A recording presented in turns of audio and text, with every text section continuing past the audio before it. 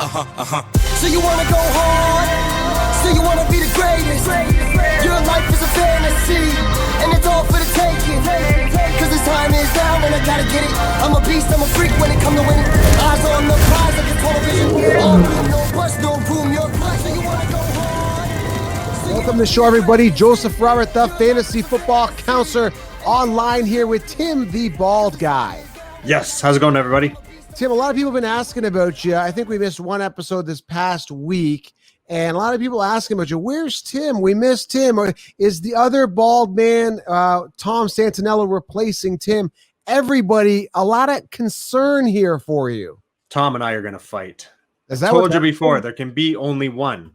There's going to be two bald guys. I'm going to shave my head. There'll be three bald guys. Soon we're going to rule the world. Absolutely. But no, I mean, I'm in and out, man. You know how it is. You get busy with other things. I get busy with things. You get busy with things. And then just trying to connect consistently has been a chore right now. But we're going to make it happen. Life's been busy. Soon things seem to be opening back up. We got to get you back in the studio soon enough and start doing our regular studio show. Maybe July even. That's it, man. Soon enough. Maybe even June. All right, Tim, let's talk about this. We're talking about top 6 players to avoid. That's what we're talking about. And this was really hard to do because there's a ton of players to avoid. And to know exactly who to avoid and the players to actually draft, head on over to thefantasyfootballcounselor.com. Get the 16-round draft solution. I give you all the optimal players to draft in each round, breakout sleepers, everything you need to dominate. It's like having me at the draft with you. ADP consensus rankings will not help you, Tim. They just won't help you. No, I don't go by ADPs at all, man. No, 16 rounds is where it's at. Get it, guys. Link below or head on over to thefantasyfootballcounselor.com. Get it today. Also, guys, smash thumbs up and let me know which players you want to avoid and ask your fantasy football questions below. Leave them in the comments. I'll get back to as many people as I can. If you are listening here on YouTube, appreciate you, and follow the social platforms. Also get us on audio on Spotify and iTunes. All right, Tim, so you've got a list of like 3 guys. I got a list of 3 guys. There's a ton of players I really want to avoid. Yeah, of course we have an overlap on one of ours, and we don't see eye to eye on a couple of the other ones. You want to just fire it off right here? We'll just get started, and I'll say my first one. You're saying it's Melvin Gordon. I'm saying it's the entire Denver running back committee, and that's the problem right now. It was a committee last year with just Lindsey and Freeman. Now you're throwing Melvin Gordon in the mix too. There is no clear-cut number one on this team. There's no guy that's going to get 70, 80% of the snaps. It's just all over the place. Unless you're taking one of these guys like super late, like 6th round or better, I wouldn't touch any of them. No, I'm definitely staying away. And Melvin Gordon should be the primary back there. But when you look at the attempt breakdown with these two guys, with last year with Philip Lindsay and Royce Freeman, 224 attempts to Philip Lindsay, 132 for Royce Freeman. I would assume a bulk of the Royce Freeman attempts, I would say, let's say 100 of those go to Melvin Gordon, and then maybe he shaves off, 100 of the Philip Lindsay attempts. So now Philip Lindsay's at 124 attempts. So now you're still looking at Melvin Gordon as a floor of what, like 220 attempts. That's not enough for me. I don't think he's going to get the volume that we demand out of a guy like Melvin Gordon. Philip Lindsay's going to be a pest. He's not going to go away. And 100%, I'm staying away from Melvin Gordon, 150%. Yeah, so I did these notes probably about a week and a half ago, and I tried to make them as short as possible. So I could be wrong here, but I'm pretty sure these numbers are correct in what I'm going to say. Last year, Melvin Gordon had 612 rushing, 296 receiving. Philip Lindsay had 1,000 rushing, 196 receiving. And Royce Freeman was right there too, man, with 496 and 256. So right. There is no clear-cut number one. And you're saying that Gordon should even take the number one position as far as a share. But I'm telling you, like, this is going to be all over the map. I wouldn't go with any of these guys. Like I said, 6th round or later, I might kind of think of taking one of them. But I think too many people are going to overpay on all of these guys. I think this is going to annoy the heck out of me, so I'm just going to stay away. And that's why he is one of the top 6 fantasy football 2020 players to avoid. Tim, there's just so many players to avoid. We should have made this list bigger. We just want to keep it bite-sized. Maybe we'll do another list later on. Well, you almost have to put a disclaimer here, because your disclaimer has to be, there's a lot of guys that I just don't want to pay too high a price for. So you can say, I'm avoiding them for that reason. And in fact, you are going to mention one. We talked about him earlier. But for the most part, these are guys that I see reasons other than just I don't want to pay that price. There are reasons. So one of my guys is Zeke, and I don't know if you want to get into him right now or you want to save him, but I'm not taking Zeke at that high price that everybody's paying. Yeah, let's save him. Let's save him to the end because I think I'm going to say he's not a player to avoid. Let's save him as the end as an honorable mention. You can dive into why. The next guy here, number 2. So Melvin Gordon, number 1. Number 2, we got Dalvin Cook. Now I'm going to stay away. I'm going to avoid him severely. Like I keep talking about this. I've done videos on this. I keep talking about it, and he's going top 5 pretty much everywhere. Just ADP, he's coming off the 5th guy off the board. You know, you see your standard guys come off, and then you're him. You see like CMC, Barkley, whatever the order that is. Then you see like who else is there? Zeke Elliott come off. Then maybe like Henry even gets pushed after Dalvin Cook, believe it or not. But the bottom line I'm trying to make here is he's always coming off 4 or 5 in and around there, not paying it for a guy that's never finished a season. Now, a lot of people saying, Joe, you're crazy. He had a great season last year. I don't care. He fell apart near the end of the season. At the end of the day, I don't like that, Tim. I don't like a guy that hasn't finished a season and has never been to a fantasy football playoff. That's it. He's never been to a fantasy football championships. 250 attempts last year, but he literally blew his load. That was it. He was trying to get paid that big contract. He knows it's not going to happen. I know it's a contract year for him yet again, and I just don't see this guy finishing another season, Tim, and he fell apart near the end of the season yet again. He will fall again, and when he does, I will have Alexander Mattison there. Anyway, yeah, I don't know, man. We don't see eye to eye on the cookie thing for sure. Like I understand he is a super valuable player. When he is on the field, he's amazing. He puts up great numbers. The reliability is a question mark, and that's what you always talk about, why you avoid him. I still think if I can get him and I can keep him until, 6-8 weeks, unfortunately with a guy like him, you never foresee a drop or an injury coming, but if I can keep him and he gives me a good 6 to 8 weeks right off the get-go, I would look to trade him for something nice and sweet. See, a lot of people are saying grab Dalvin Cook and handcuff Madison. I look at it the other way. I'd rather get a Derrick Henry and then get Madison late. Yeah. I've got 2 RB1s when Cook goes down, and he will. Mark my words. Dalvin Cook will go down this season, and I assure you he will, because he played. I watched him play, man. The way he runs, he gravitates to the sidelines. He plays super safe. I'm telling you, this guy knows he's injury prone. He's going to get hurt. And he is another guy that's a product of the offense. He's good, but he's not that good. Similar to the way Le'Veon Bell was with the Steelers, where he did really well, and then he went on the Jets not so well. Maybe it was the year off or whatever that Bell had. But Connor and D'Angelo Williams did the same thing that Bell did pretty much in Steel Town when they were there. Product of the offense. Put Alexander Mattison in and give him the same attempts that Cook had. So Madison had 100 attempts, 4.6 yards per carry. Cook had 250 attempts, 4.5 yards per carry. So Cook had 462 yards. Cook had 1135. So if you look at that, you just double that, Tim. 462 times 2. You're at about 1,000 yards. Add another 50 attempts where Cook had 250 attempts, right? He had more than double the attempts and just slightly over in yardage, right? So Madison could do the exact same thing. I assure you, maybe even better than Dalvin Cook. But people think you're crazy when I say that. But they will see this year when Cook goes down, Madison comes in, everybody be rushing to try to grab him. Yep. Just do the math. It's all mathematical here sometimes. Okay. That's it. All right. So we got Melvin Gordon Cook, who is number 3. Coming in at number 3 is as a fantasy football player to avoid, Tim. This is one that we talk about a lot. And once again, this is a running back committee, and it is 2 very capable guys, Kareem Hunt and Nick Chubb. So we're saying avoid Nick Chubb. Really, it's kind of avoid both of these guys unless you get them at the right price. Yeah, because you're going to get half the workload out of both these guys. So let's just say you wait and get Nick Chubb, let's say 6th to 8th round of your draft, right? Round 6 to 8. Then you start him, you flex him. You're still getting a guy that's going to potentially get only half of the volume, even if it's in PPR, half the points. Now, I've mentioned this. I'm going to keep preaching this till it sinks in. Nick Chubb is not worth a first-round pick. I could be wrong. They could completely bench Kareem Hunt. And they say, hey, man, Hunt, you're going to sit down on the bench. You're going to be sidelined. And it's all going to be Nick Chubb. That could very well happen. If that's the case, that's good. But I don't see them benching Nick Chubb. He's just too good. Or sorry, Kareem Hunt. He's just too good. So Nick Chubb's a guy, again, I'm pretty good at determining which guys to avoid. I did it last year with Odell Beckham. Antonio Brown, the second round, everybody said. They also said Damian Williams, second round. They also said a bunch of players. I can't even think of them right now.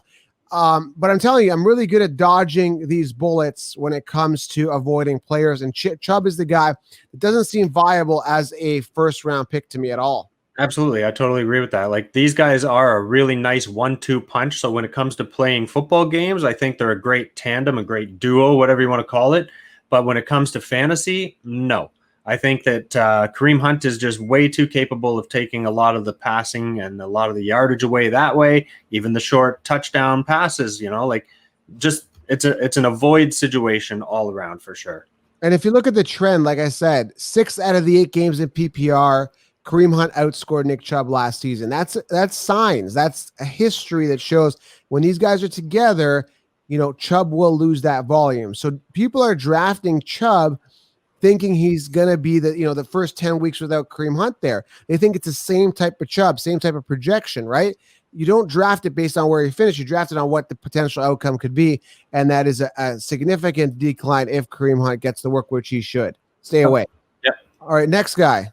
You want to say one of yours? I mean, Chubb was kind of both of ours. Kind of both of ours here. So I'll talk about my guy here. I'm avoiding him.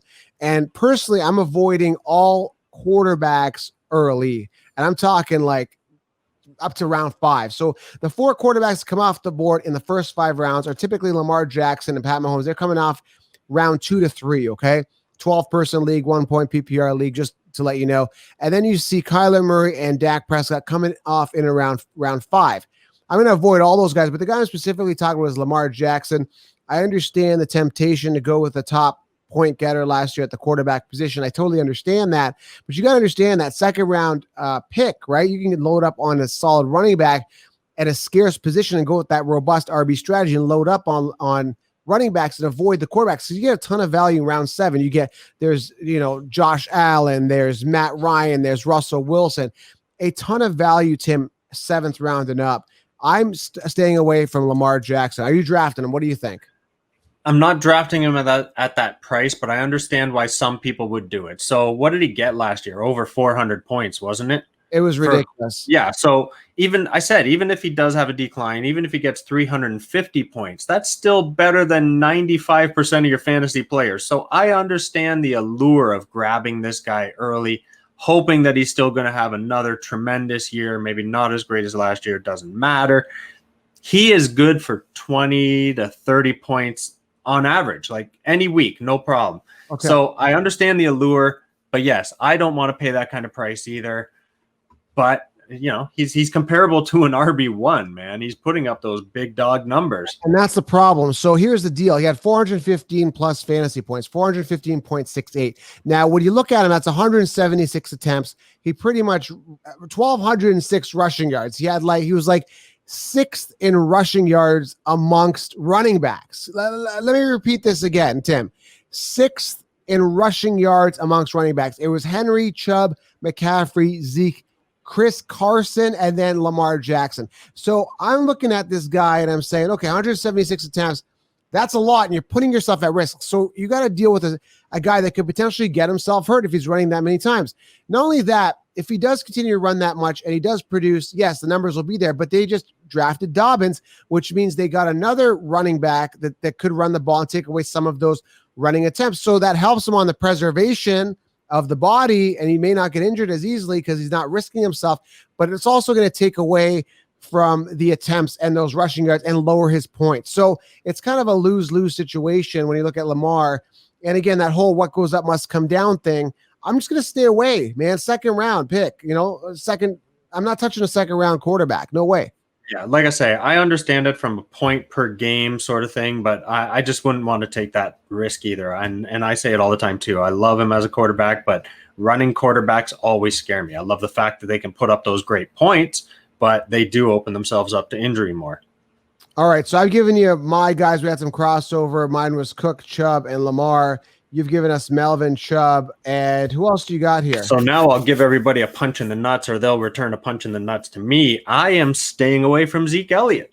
Really? I love him. I love him as a player. I know he's a hard-nosed runner. This guy can get things done, but I did not like seeing Pollard come in so much last year, and I think that trend should only continue, not to mention the mouths that are there to feed.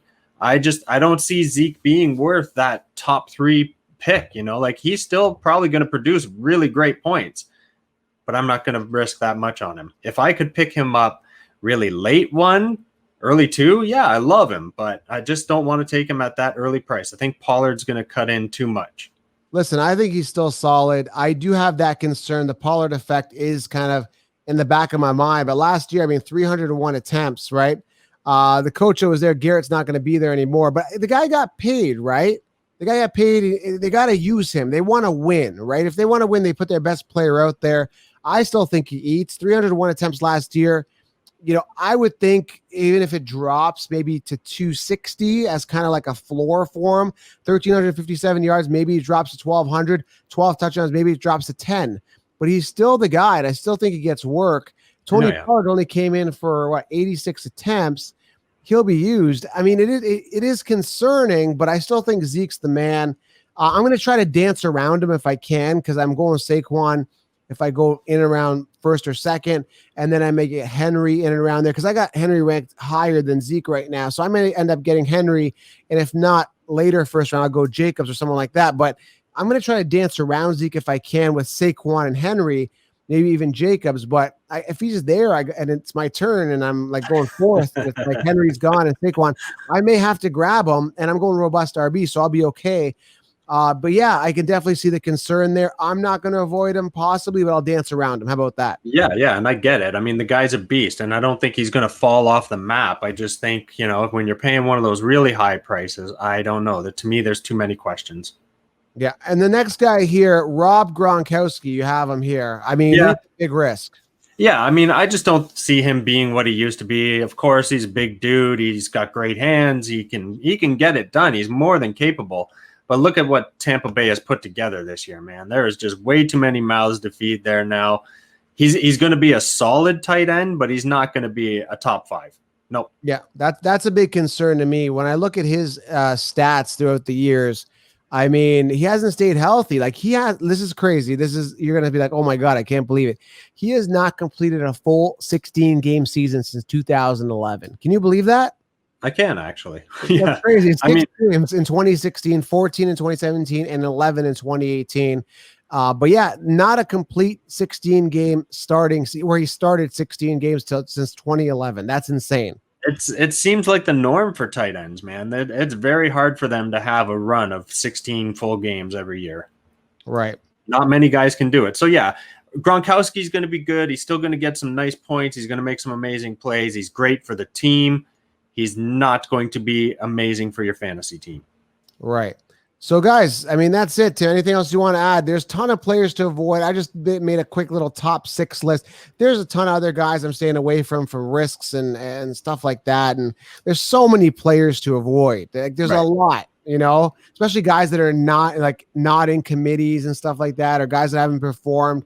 Guys that are in committees, sorry, I'm going to be avoiding, and guys that haven't performed throughout the years. So a ton of players to avoid, but I just want to do a quick little mini list for you guys. Have some fun here today. Yeah, and most of these guys that we mentioned are considered some of your first rounders. I think 4 out of our 6 are first round picks in a lot of cases. So these are the guys you got to be cautious about. Got to be aware. That's it, Tim. Leave your questions below, guys. Tim, thanks for joining us. People getting concerned. Are you going to be here? We got to get to our Monday and Thursday shows. We're going to make it consistent, so you'll be back more often. Absolutely, yeah. For now, much love, everybody. Yeah, much love from Tim, the bald guy, the real bald guy. And thanks for being here, guys. Smash a thumbs up, get 16 rounds, and we are out. Avoid these guys. We'll talk soon.